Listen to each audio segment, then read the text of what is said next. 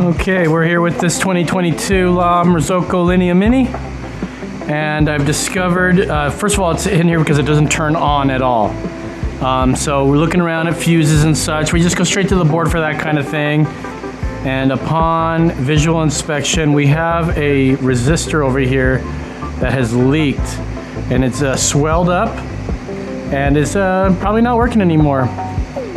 That's not the only thing I've seen here. We've got a micro switch down here that's got some damage. It could be corrosion that's on it, but it's hard to see. But yeah, we're gonna get a new board for this. I'm gonna look into resistors to just see if I can replace that to get that going. We're gonna get a new board for this bad boy. Okay, I received the new board.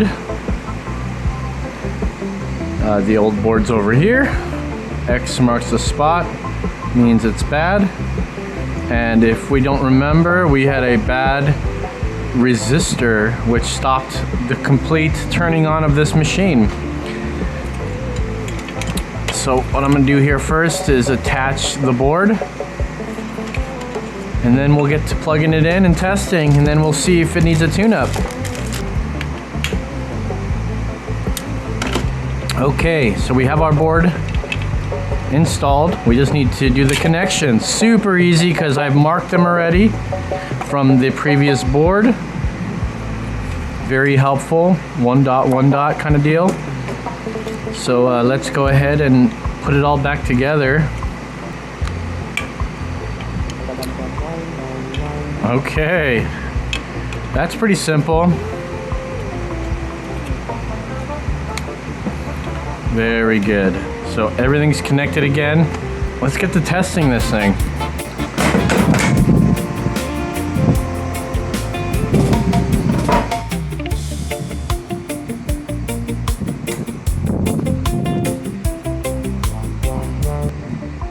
Okay, our unit turned on. It's running water. I'm happy about that. A couple things I've noted just from looking around at the machine while it was in diagnostic here. We got a bit of scale coming from the vacuum valve. This is a very expensive vacuum valve. I would expect this thing to last a very long time, but these last probably even less than a traditional vacuum valve. They put them on here like this because you can actually run them upside down. Typically vacuum valves don't work on their side or upside down. These do. But in previous models, they just put an elbow on here and you could put a regular vacuum valve with a barb on it, run that air into the drip tray. Getting a bit of a drip. Just when you think you have easy stuff to do, you find more issues and more issues. Let's try this up and see if it continues.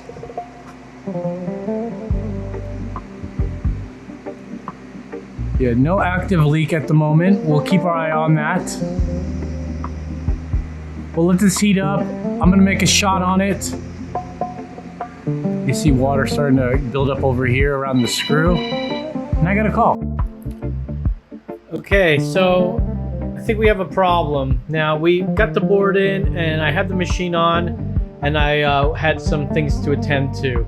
So it was left unattended for a good half an hour, maybe 45 minutes. In that time, I never got steam pressure. The whole steam pressure, the boiler is still warm, but it's not getting to steam pressure. Interesting. Well, typically we go right to our solid state relay for things of that nature. That totally could be the issue. It's hard to say because if it's on, a lot of these relays we use have a little LED on there to kind of give us the indication that it's on. So it's hard to see if it's on or off. When I checked on it, the high limit for the brew boiler had tripped. So I thought maybe that was the case. Popped it on, turned it back on. I heard it rumbling and heating up. I ran a little bit of water, and then I didn't hear any more rumbling. It stopped heating. So my first inkling is that we've got an issue with the solid state relay. So I'm gonna pop this sucker out and we're going to swap it for a good one. and test it out again. Okay, I replaced the solid state relay, put in a Ultran here, same specs, everything, and it's got even a little LED to let us know when things are on. We're ready to fire this little guy back on.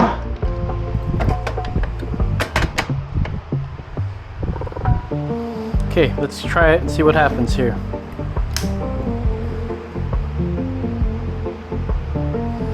Okay, so see, we got a little light. Light tells us things are good for now. All right, I totally figured this out. We had way too much heat coming into our brew boiler. So much that every time we would open, we'd get steam. And it wouldn't stop heating, and it wouldn't turn on our solid state relay and switch over to heating our steam. I was going on, what is going on? Everything was plugged in correct. And I got to looking at this diagram. When I got this new board, it was in this configuration where one down and one was up. And if I have enough editing skills, I'll show you that right here. Nice. So I put it both up, just like it actually is on this board, which was a tell. I should have looked at it, but it's something that you just don't notice right off the bat. And further inspection, there it is. So I figured it out. We're heated up. We've got our steam. We got our hot water. We've got that going. I don't have this fully set in. There we go. So that's feeling good. No leaks that I can find. What I see here is remnants of a leak that has now pretty much healed itself. The self-healing seal there, that's really nice. The vacuum valve isn't leaking, it's functioning, doing its job. I still might opt to put the elbow in there just so we can replace it in the future. And I think I'm still gonna do that, yeah. So let's go ahead and shut this down, cool it down a bit, and let's go put a vacuum valve. I should also note, the issue with the solid state relay was not an issue after all then. I replaced it thinking that that changed, but the behavior did not change. I'm gonna go ahead and swap this one back in there.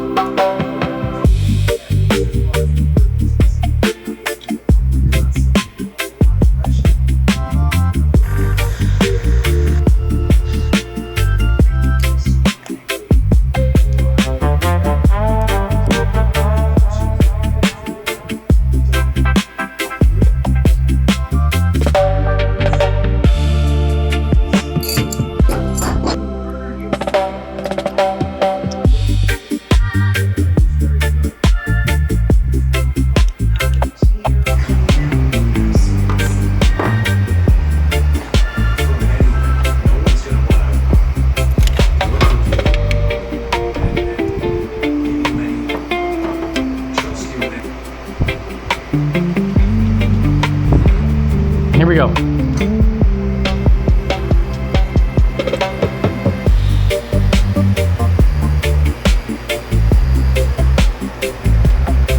Can be pretty windy in here because of my fan. Yeah, look at that.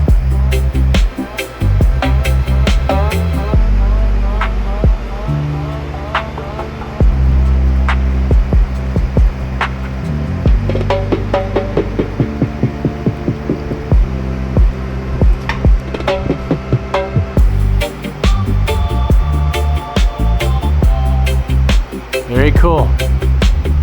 All right, she's back to working and making great espresso. Let's go.